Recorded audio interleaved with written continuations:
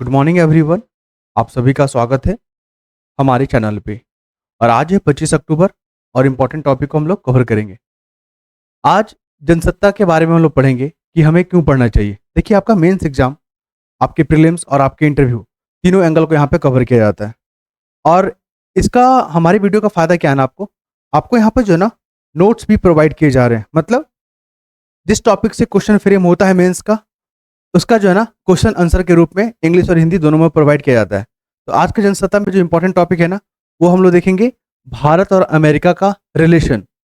ठीक है, भारत और अमेरिका का रिलेशन देखेंगे हम लोग कि क्यों विवाद में है रिलेशन, और अभी दोनों सरकार ने क्या कदम उठाया है अपने रिलेशन को मजबूत करने के लिए। ठीक है, इस टॉपिक को हम लोग देखेंगे।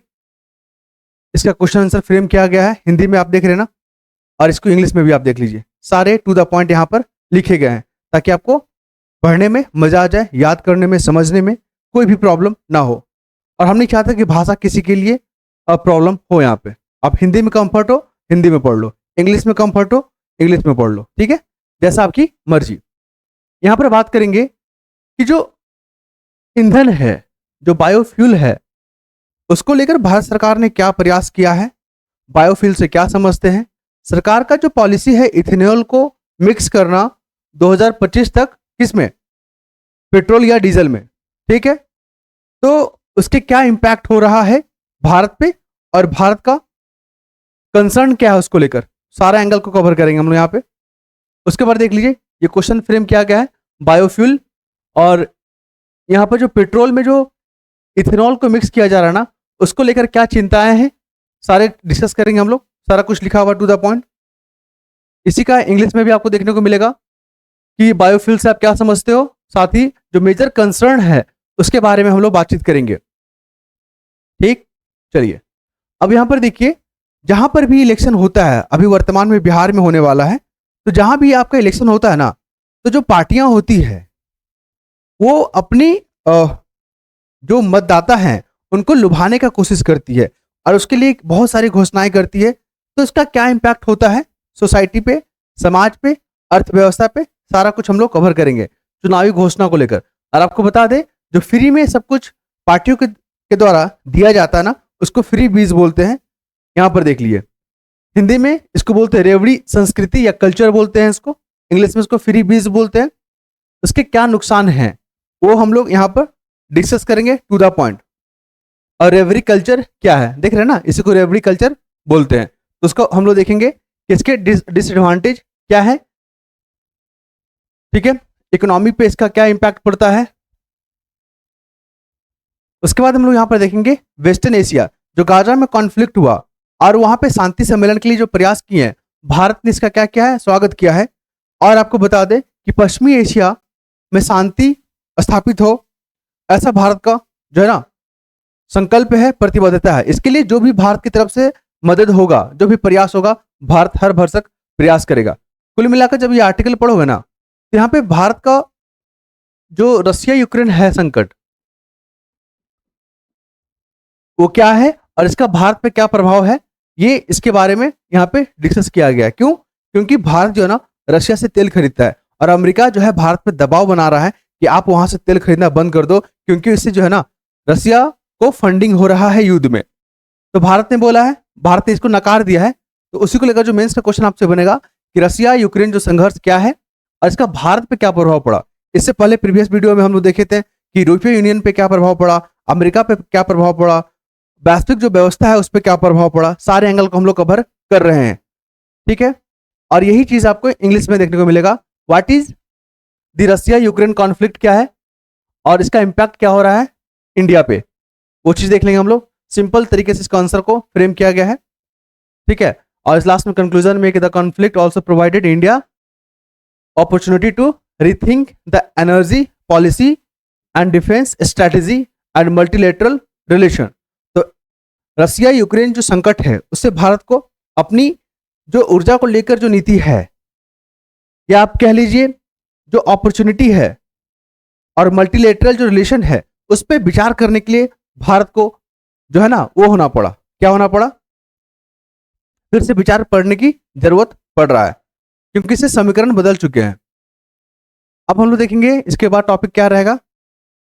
संयुक्त राष्ट्र में जो हमारे जो फॉरेन मिनिस्टर हैं उन्होंने कहा कि आतंकवाद से जो पीड़ित है और आतंकवाद के जो गुनाहगार है दोनों को तुलना नहीं किया जा सकता। यहाँ पर बात किया जा रहा है पाकिस्तान को लेकर। क्यों? क्योंकि पाकिस्तान जो है ना अभी अध्यक्ष है किसका, जो UNSC United nation security council का जो नॉन परमानेंट मेंबर होते हैं ना 10 गो, उसी में से एक जो है ना पाकिस्तान के जो वहां पे क्या है अध्यक्ष है। तो भारत ने इस मुद्दे को उठाया है। आपको बता दें यहां पर देखेंगे कि यूएनओ का जो रिलेवेंस है उसको लेकर चुनौती उत्पन्न हो गया। मतलब यूएनओ में रिफॉर्म की बात की जा रही है। भारत बार बार डिमांड कर रहा है कि उसमें रिफॉर्म करो, क्योंकि वो आज की जो सिचुएशन है उसके अनुसार नहीं ढल पा रहा है यूएनओ। तो उसका जो क्वेश्चन कैसे फ्रेम होगा यहाँ पर देख लीजिए। जो संयुक्त राष्ट्र है उसकी प्रासंगिकता को लेकर यहाँ पे प्रश्न उठाए जा रहे हैं और भारत सुधार का मुद्दा उठा रहा है। इसके पीछे क्या वजह है? तो ये देखिए आपका जो है ना यहाँ पे सारा एंगल कवर किया गया है, साथ ही साथ इंग्लिश में भी इसका आंसर प्रोवाइड किया गया है टू द पॉइंट दम। ठीक है, हर एक एक वर्ड का जो ना अच्छे से बैलेंस किया गया है ताकि आपका आंसर जो ना एक सटीक हो। उसके बाद हम लोग क्या देखेंगे, ये देखिए आर्टिकल 370 जो है ना चर्चा में आ रहा है। और आपको बता दें इस तरह के क्वेश्चन जो ना मेंस में बीपीएससी में पूछा गया है।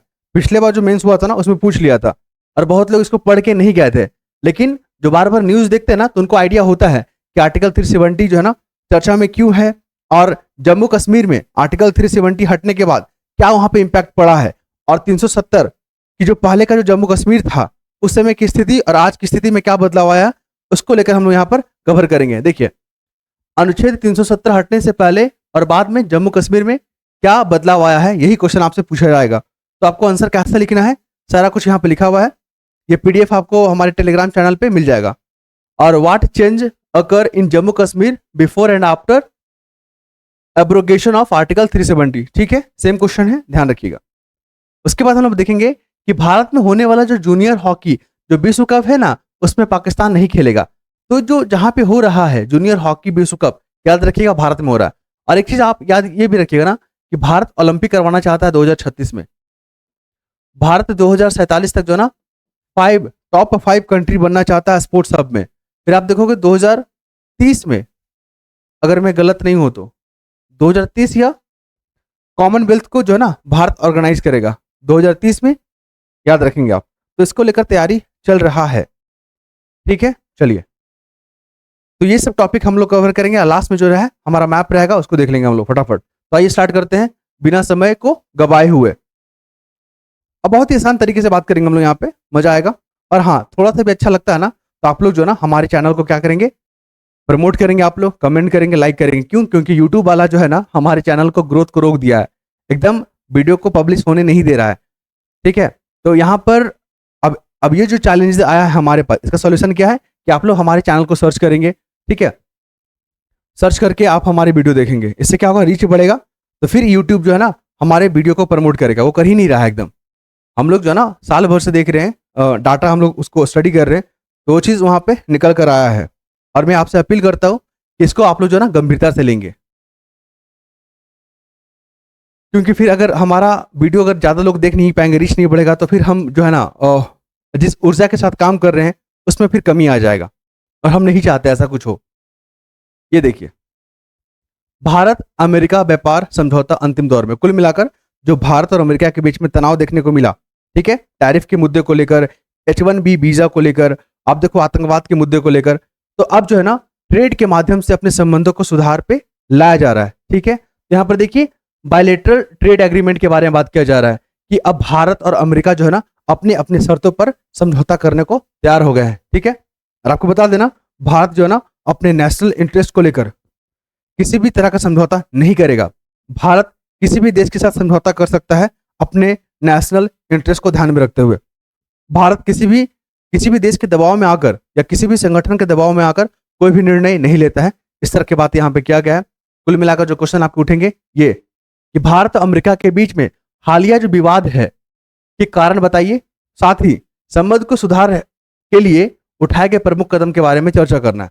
तो कुल मिलाकर जो तनाव का जो कारण है ना वो देखिए, वो टैरिफ का मुद्दा यहाँ पे लिखा हुआ है। फिर जो रूस से जो भारत रक्षा जो खरीद रहा है S-400, ठीक है, उसको लेकर भी विवाद हुआ था।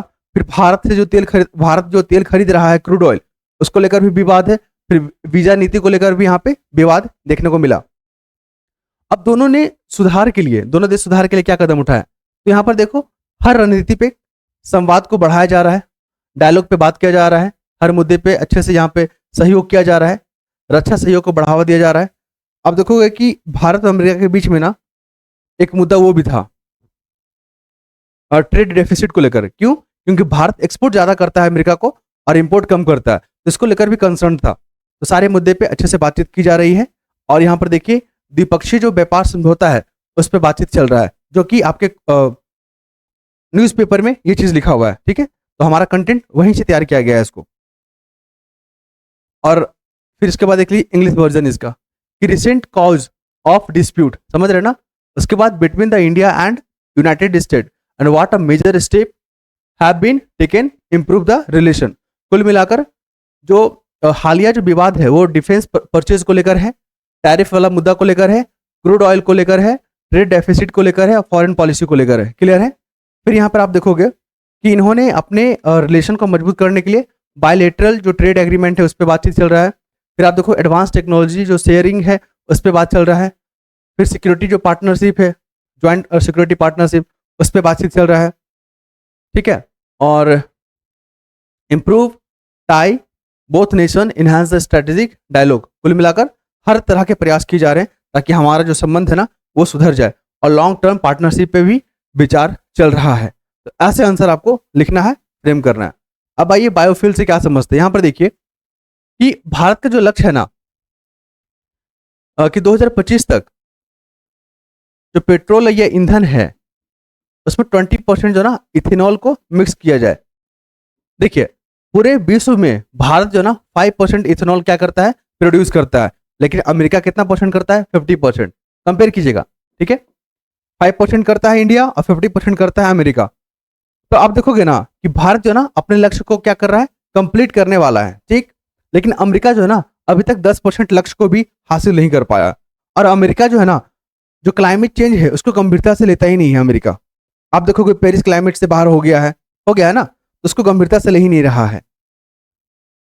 और जो फंड वगैरह जो या ग्रांट वगैरह देता था अमेरिका अन्य संगठन को, वो भी कम कर दिया है। ये भी बहुत बड़ा कंसर्न होते जा रहा है। खैर वो मुद्दा नहीं है, मुद्दा ये है कि अगर भारत जो है इस तरह का स्टेप उठाया है, 20% का इथेनॉल अगर मिक्स करता है तो इसके क्या फायदे होंगे। फायदा याद रखिए, जो भारत बाहर से जो तेल खरीद रहा है तो उसके लिए फॉरेन एक्सचेंज रिजर्व को जो है ना देना पड़ता है, फॉरेन जो है डॉलर में पे करना पड़ता है। तो भारत का जो है ना डॉलर क्या होगा, सेव होगा, भारत का रिजर्व बढ़ेगा। दूसरा क्या है, जो दूसरे देशों पे आत्मनिर्भर है, माफ कीजिएगा, दूसरे देशों पे जो निर्भर है भारत, उस पर कमी आएगा। ठीक है, और क्या है, भारत की जो स्थिति है वो मजबूत होगी। यहाँ पर ये चीज देखने को मिला है। लेकिन कंसर्न क्या, चिंता क्या है, चिंता ये है ना कि ये वाला पेट्रोल का अगर यूज करते हैं ना इथेनॉल वाला, तो वो इंजन में प्रॉब्लम कर दे रहा है। इंजन को प्रॉब्लम क्या कर दे रहा है, क्योंकि जो इथेनॉल होता है ना वो क्या करता है, मॉइस्चर को सोखता है। ठीक है, और इससे जो है ना जंग लगने की संभावना बन जाता है। फिर यहाँ पर माइलेज को लेकर यहाँ पे प्रॉब्लम हो रहा है कि हम ज्यादा तेल भी ले रहे हैं और माइलेज भी नहीं दे रहा। माइलेज करने का मतलब जैसे 1 लीटर में पहले जो है 50 किलोमीटर चलता था, अब उस 1 लीटर से 30 किलोमीटर ही चल पा रहा है। ये भी बहुत बड़ा कंसर्न है। ठीक है, अब देखो ब्राजील में गन्ना का प्रोडक्शन अधिक होता है, तो उसने क्या किया ना, ब्राजील ने दोनों ऑप्शन रखा है। मान लीजिए जिसके पास ट्रेडिशनल गाड़ी वगैरह होगा वो शुद्ध तेल से चलेगा वो, ठीक है। जो अभी फ्लेक्सिबल जो इंजन है वो अभी इथेनॉल वाला तेल को यूज कर लेगा। ठीक है, तो हर ऑप्शन को यहाँ पे रखा है ब्राजील वाला। तो भारत को भी इसी तरह की पॉलिसी को लेकर आगे चलना होगा। कुल मिलाकर आइए यहाँ पे क्वेश्चन कैसा बनेगा कि बायोफ्यूल से आप क्या समझते हैं, भारत सरकार की जो पेट्रोल में इथेनॉल मिश्रण की नीति क्या है और इससे जुड़ी प्रमुख चिंताएं क्या है। तो देखिए बायोफ्यूल क्या होता है, तो जैविक जो प्रोडक्ट होते हैं जैसे कि आप मक्का, गन्ना, कृषि अपशिष्ट, इसी से जो बनता है ना उसी को बायोफ्यूल बोलते हैं। ठीक है, और भारत सरकार ने 2025 तक इथेनॉल मिश्रण इसको E20 भी कहा जाता है का लक्ष्य रखा था। इसके फायदे क्या होगा, तो विदेशी मुद्रा की बचत होगा, कार्बन उत्सर्जन में कमी होगा, किसानों की आय में बढ़ोतरी होगा। कुछ चिंताएं की अगर बात करें तो जल गहन फसलें हैं, ये जो है ना ये सब जो फसल है गन्ना, मक्का, ये सब पानी बहुत ज्यादा क्या करता है, डिमांड करता है। आप देखोगे खाद्य सिक्योरिटी, अभी भी लोग जो है ना करोड़ों लोग भारत में है जिसको एक टाइम का खाना नहीं मिलता है, और ऐसे में अगर हम लोग और फूड को लेकर अगर हम बायोफ्यूल बनाते हैं तो फूड सिक्योरिटी के लिए भी क्या हो जाएगा, चिंताएं हो जाएगा। यही सब यहाँ पर चीज लिखा हुआ है, ध्यान रखिएगा। इंग्लिश में क्या है, what do you understand by the biofuel, biofuel से क्या समझते हैं, और what is the Indian government ethanol blending policy in a petrol and what are the major concern. कुल मिलाकर अब देखो बायोफ्यूल क्या है, are the alternative fuels derive from the organic source, ठीक है, सच एज शुगर केन हो गया, मेज हो गया, एग्रीकल्चर वेस्ट हो गया, ये सब बायोफ्यूल का डेफिनेशन हो गया। The government of the India has set up blending 20% ethanol in petrol, ठीक है, इसको E20 नाम दिया गया है। आपसे पूछ सकता है कि E20 जो चर्चा में रहा है वो क्या है, तो इसी तरह के ऑप्शन बना के पीटीए में क्वेश्चन पूछ लेगा, ध्यान रखिएगा। उसके बाद बावजूद इसके, तो इससे क्या फायदा होगा, तो इससे जो है ना फॉरेन एक्सचेंज सेव होगा हमारा, फिर कार्बन इमिशन कम होगा, फिर आप देखोगे जो फार्मर इनकम है वो बढ़ेगा। फिर यहाँ पर देखोगे कंसर्न क्या है, तो कंसर्न ये है कि वाटर इंटेंसिव जो क्रॉप है वो बहुत बड़ा कंसर्न है। Impact of food security and prices, environmental sustainability challenges and technical issue related to the engine compatibility. आपको पता है ना इंजन में क्या होता है, जंग लग सकता है, ये बहुत बड़ा कंसर्न बना हुआ है। उसके बाद आ जाइए फ्री बीज के बारे में या रेवड़ी कल्चर के बारे में। कुल मिलाकर आपको बता दें यहाँ पे, एक तो ये पूछेगा आपसे क्वेश्चन यहाँ से कि बिहार सरकार ने गरीबी से निपटने के लिए कौन कौन सा स्कीम या योजनाएं लॉन्च किया है, चर्चा करें। तो आप वहां पे सामाजिक सुरक्षा पेंशन के बारे में बात करेंगे, युवा भत्ता के बारे में बात करोगे, निर्माण श्रमिक वस्त्र भत्ता के बारे में बात करोगे, महिला रोजगार योजना के बारे में और मुफ्त बिजली के बारे में बात करोगे। ये 5 योजना के बारे में अगर चर्चा कर देते हैं तो आपका आंसर कंप्लीट हो जाएगा। सामाजिक सुरक्षा में पहले 400 रुपये दिया जाता था, अब बढ़ाकर उसको 1100 रुपये कर दिया गया है। पहले क्या था कि युवा भत्ता 18 से 25 साल के जितने भी युवा हैं बेरोजगार, उनको 1000 रुपया भत्ता मिलेगा उनको, ठीक है। तो इससे क्या हो रहा है, सरकारी बोझ बढ़ रहा है, ठीक है। सरकार की जो इकोनॉमी है, मतलब देश की जो इकोनॉमी है, माफ कीजिएगा जो बिहार की इकोनॉमी है उस पर प्रभाव पड़ेगा, ठीक है। सरकार पे बोझ बढ़ेगा, राजकोषीय घाटा बढ़ेगा, ये सब जो है ना नेगेटिव इम्पैक्ट है। आप देखो महिला रोजगार योजना के बारे में अगर बात करें यहाँ पे, तो यहाँ पे 10,000 रुपया दिया जा रहा है महिलाओं को, और मुफ्त बिजली 125 मेगावाट का मुफ्त बिजली दिया जा रहा है। तो ये तो फायदे तो हैं कि गरीबों के सशक्त करने के लिए ये सरकार के द्वारा कदम उठाए गए, लेकिन इसका इम्पैक्ट क्या होगा, नेगेटिव, बिहार की इकोनॉमी पे बोझ बढ़ेगा। आइए क्वेश्चन देख लेते हैं, रेवड़ी कल्चर क्या है और इसके प्रमुख नुकसान क्या होता है। आप देखो रेवड़ी कल्चर का मतलब क्या होता है कि चुनावी लाभ लेने के लिए, और ये सब जो है ना स्टेप, इलेक्शन जब आता है ना नजदीक, तब इस तरह के कदम उठाए जाते हैं हर पार्टी के द्वारा। आप देखो बीजेपी, कांग्रेस, आरजेडी, जितने भी पार्टियां हैं सब अपनी जो है ना जो मतदाता है उसको लुभाने का पूरा प्रयास करता है। तो मुफ्त में जो सुविधाएं दी जाती है उसी को यहाँ पर रेवड़ी कल्चर कहा जाता है, उसी को मुफ्त को खोरी का राजनीति कहा जाता है, ठीक है। फिर हम लोग देखेंगे इससे जो है ना अल्पकालिक जो है पब्लिसिटी मिलता है, लेकिन इसका नेगेटिव रूप में देखोगे तो अर्थव्यवस्था पर बोझ बढ़ता है और इससे राजकोषीय घाटा बढ़ता है, जो निवेश होता है वो घट जाता है, राज्य की जो वित्तीय स्थिति है वो कमजोर होती है, और क्या है, जन अपेक्षाएं बढ़ने की नीति निर्माण में असंतुलन देखने को मिलता है। ये सब नेगेटिव इम्पैक्ट है, ध्यान रखिएगा। तो कुल मिलाकर हमें ऐसे नीतियों को अपनाना चाहिए या ऐसे योजनाओं पर काम करना चाहिए जो कि दीर्घकालिक हो, लंबी अवधि तक हो। यहाँ पे सरकार को करना क्या चाहिए था, अगर सजेशन पूछेगा तो आपसे, यहाँ पे इन्वेस्टमेंट करना चाहिए किस पे, स्किल को लेकर। आपको इंफ्रास्ट्रक्चर डेवलप करना चाहिए, ना कि फ्री बीस पे ज्यादा ध्यान देना चाहिए। मेन चीज है इंग्लिश में, what is a revdi culture and what is its major disadvantage. तो डिसएडवांटेज के बारे में आप वही लिखोगे यहाँ पे कि क्या करता है, इकोनॉमी पे बोझ डालता है, फिजिकल डेफिसिट बढ़ाता है, आप देखोगे प्रोडक्टिविटी घटाता है, फिर यहाँ पे फाइनेंशियल स्टेबिलिटी जो स्टेट का होता है उसको कमजोर करता है। फिर आप यहाँ पे क्या देखोगे, हाँ, और revdi culture refer to the practices of offering free services और गुड, ठीक है, to the public for electoral gain. चुनावी लाभ लेने के लिए इस तरह की जो है ना घोषणाएं की जाती है, इसी को रेवड़ी कल्चर कहा जाता है, और चर्चा में बहुत ज्यादा, याद रखिएगा क्वेश्चन आएगा यहाँ से। उसके बाद देखिए पश्चिमी एशिया गाजा कॉन्फ्लिक्ट के कारण जो है ना चर्चा में आया हुआ है, और भारत सरकार ने क्या किया है, स्वागत किया है, इस पे नहीं लिखा हुआ है, दूसरा आर्टिकल था। खैर, यहाँ पर देखिए, जो पश्चिम एशिया में जो है ना से अधिक तेल भारत खरीदेगा। क्यों खरीदेगा ऐसा? क्योंकि अमेरिका दबाव बना रहा है भारत पे कि आप रशिया से तेल खरीदना बंद कर दो। आप देखो ना, 17 लाख बैरल प्रतिदिन जो ना रशिया से तेल भारत खरीदता है।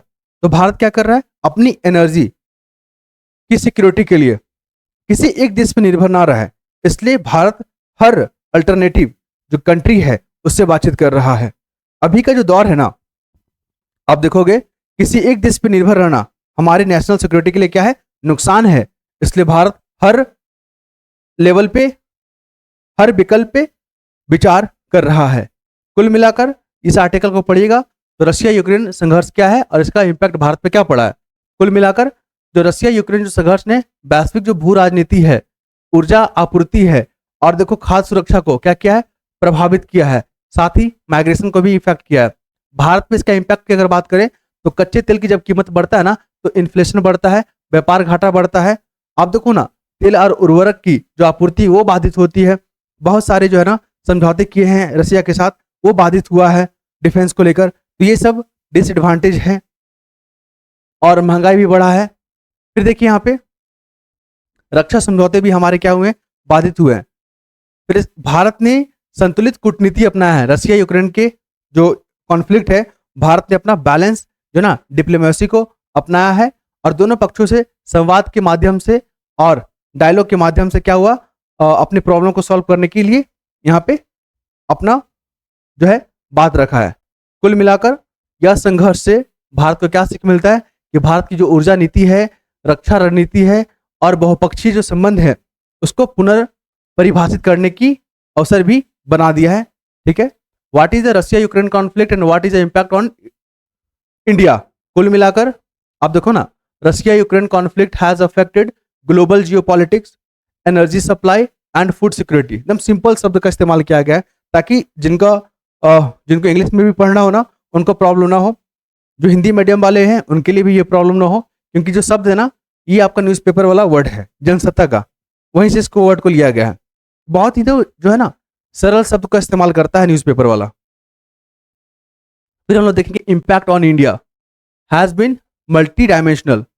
ठीक है, और यहाँ पे आप देखोगे तो डिस्टर्ब ट्रेड, एनर्जी और supply from the several country. कुल मिलाकर इन्फ्लेशन पे बात किया गया है। India reconsider the balance diplomatic stance and maintain dialogue without both side. ठीक, on a global platform India strategic position gain prominence. कुल मिलाकर जो भारत का जो ग्लोबल स्टेटस है उसको बढ़ाया है। क्यों? क्योंकि भारत ने संतुलित अपनी कूटनीति का इस्तेमाल किया है। The conflict also provided India opportunity to rethink its energy policy, defence strategy and multilateral relation. ये तीनों मुद्दे पे भारत को फिर से विचार करने के लिए क्या किया है? परिभाषित किया है। अब देखिए ये टॉपिक इंपॉर्टेंट है, यहाँ से प्रीलिम्स में भी बहुत सारे क्वेश्चन पूछा जाता है। सबसे पहला, यूएनओ का स्थापना कब हुआ? यूएनओ में भारत का जो अस्थायी प्रतिनिधि है उनका नाम बताइए। पर्वत नेनी हरीश, ये क्वेश्चन बहुत बार पूछता है। ठीक है, मुद्दा क्या हो गया कि आतंकवाद के बारे में यहाँ पर बातचीत चल रहा है। भारत बार बार उठा रहा है मुद्दा को कि यूएनओ का रिफॉर्म कीजिए, क्योंकि वहाँ पर जो 15 में से 5 परमानेंट मेंबर होते हैं और 10 होते हैं नॉन परमानेंट। या तो इसकी संख्या बढ़ाइए, जो यूएनओ का जो कार्यप्रणाली है, जो डिसीजन मेकिंग प्रोसेस है उसमें सुधार कीजिए। भारत एक उभरता हुआ शक्ति है, उसको आप वहाँ पे परमानेंट मेंबर नहीं बना रहे हैं। पूरे दुनिया में भारत जो है ना डेमोक्रेसी को प्रमोट करता है, सबसे अधिक आबादी वाला देश है, उसका रिप्रेजेंटेटिव यूएनओ में है ही नहीं। तो भारत के हितों का, जो ग्लोबल साउथ का जो कंट्री है उनके हितों के बारे में कौन मुद्दा उठाएगा? तो इसको लेकर रिफॉर्म करने की बात हो रहा है। फिर 2 स्टेट सॉल्यूशन के बारे में बात याद रखिएगा। 2 स्टेट सॉल्यूशन, ये क्वेश्चन बार बार पूछा जाता है। ये देखिए यहाँ पर ये चीज लिखा हुआ है, 2 राष्ट्र समाधान, देख रहे हैं ना। और BPSC, UP PCS, Chhattisgarh PCS, Uttarakhand PCS में बहुत बार ये सब क्वेश्चन यूपीएससी में भी पूछा गया है। एनडीए सीडीएस में दम भर पूछा गया है। 2 स्टेट सॉल्यूशन किन दोनों देशों के बीच में? इजराइल और फिलिस्तीन के बीच में। कुल मिलाकर यहाँ पर जो है ना जो 5 परमानेंट मेंबर है उसमें ब्रिटेन है, रसिया है, फ्रांस है, चाइना है और अमेरिका है। भारत है नहीं है, इसलिए बोल रहा भारत इसकी संख्या को बढ़ाया जाए, क्योंकि ये जो 5 जो लोग हैं ना, इनको वीटो पावर दिया गया है। और किसी मुद्दे पे अगर वो वीटो लगा दिए, मान लीजिए 5 लोग हैं, 5 में से 4 सहमत है किसी मुद्दे पर और एक सहमत नहीं है, ये वीटो वाला, तो फिर इस प्रपोजल को कैंसिल माना जाएगा। क्लियर? चलिए, मेंस का क्वेश्चन कैसे पूछेगा कि आज संयुक्त राष्ट्र की जो प्रासंगिकता है पर प्रश्न क्यों उठ रहे हैं और भारत इसमें सुधार का मुद्दा क्यों उठा रहा है?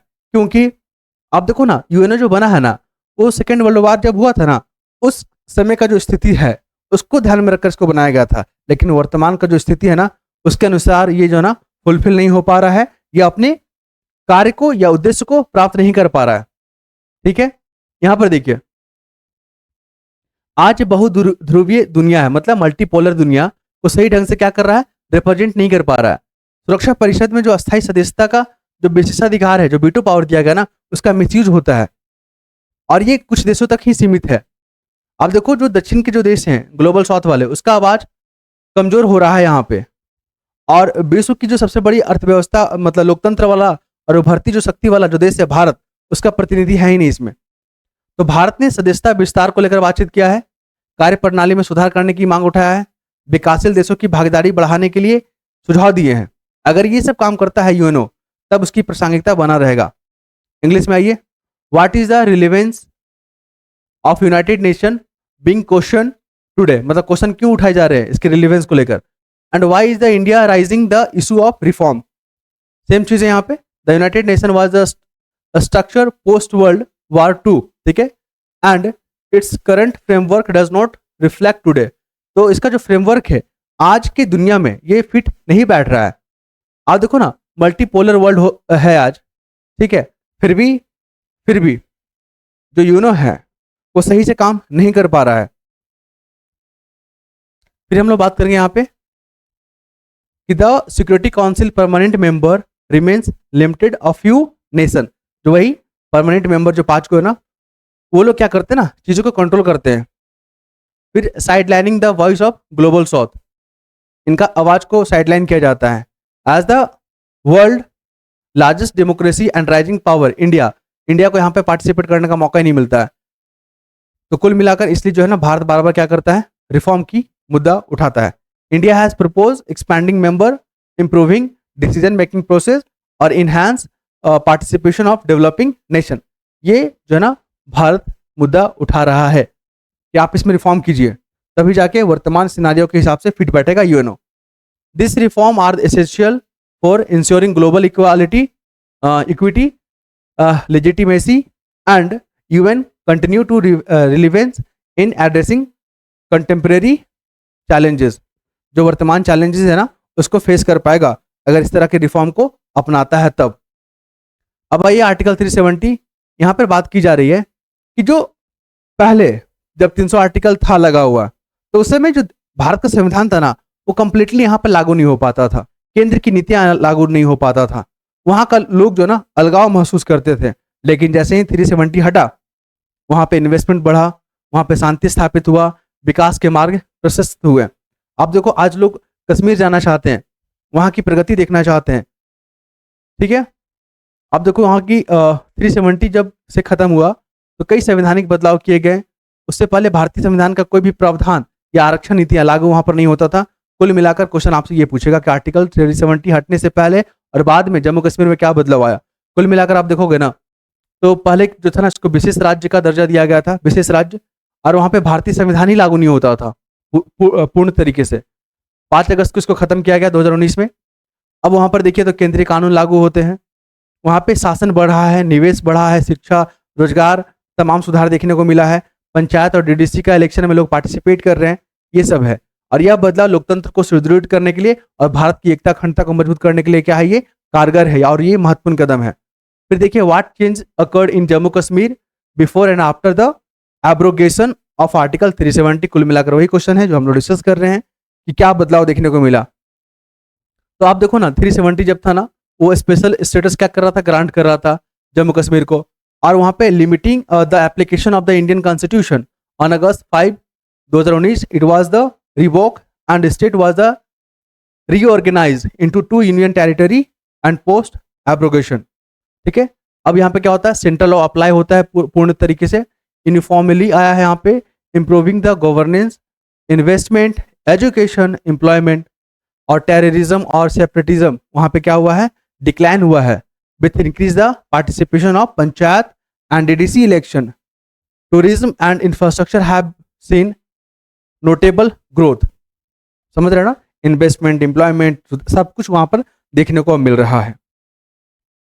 और ये इंपॉर्टेंट क्यों है, क्योंकि पहलगाम में जो घटना हुआ ना उसको लेकर यहाँ पे क्वेश्चन आपसे पूछेगा, ध्यान रखिएगा। This changes make mark a significant step toward strengthening democracy and inclusive development in the region. अब इसके बारे में तो डिस्कस कर लिए कि भारत में जूनियर हॉकी जो है ना विश्व कप नहीं होगा, मतलब नहीं आएगा पाकिस्तान, ये बस याद रखिएगा इसको। और जो आपको पता है ना कि 2036 में भारत प्लानिंग कर रहा है ओलंपिक के लिए, 2047 तक भारत जो है ना टॉप 5 कंट्री के रूप में स्थापित होना चाहता है स्पोर्ट्स के मामले में।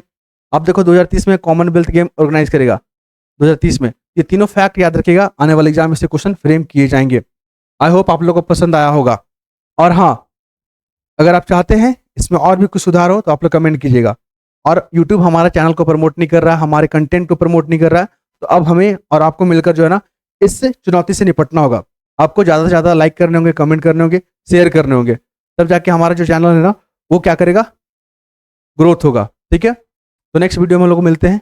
अरे मैप तो छूट गया हमारा, मैप बस ज़्यादा याद नहीं रखिएगा। ये जो खार्किव वाला जो क्षेत्र है ना काफ़ी चर्चा में है और ये यूक्रेन का हिस्सा है, क्वेश्चन पूछता है इससे। आप देखो यहाँ पे अफगानिस्तान का कौन कौन देश के साथ सीमा साझा करता है उसको ध्यान में रखिएगा, क्योंकि अभी कॉन्फ्लिक्ट चल रहा है पाकिस्तान और अफगानिस्तान को लेकर। गाजा कॉन्फ्लिक्ट याद रखिएगा, किन किन देश के साथ सीमा साझा करता है। और मेडिटेरियन सी को ध्यान में रखिएगा, किन किन देश के साथ सीमा साझा करता है। बस यही क्वेश्चन बार बार पूछे जाते हैं। अगर आप चाहते हैं PDF आपको मिल जाए तो आपको यहाँ पे लिंक मिलेगा, उसको क्लिक होकर आपको जुड़ना है। ठीक है, नेक्स्ट वीडियो मिलते हैं हम लोग, धन्यवाद।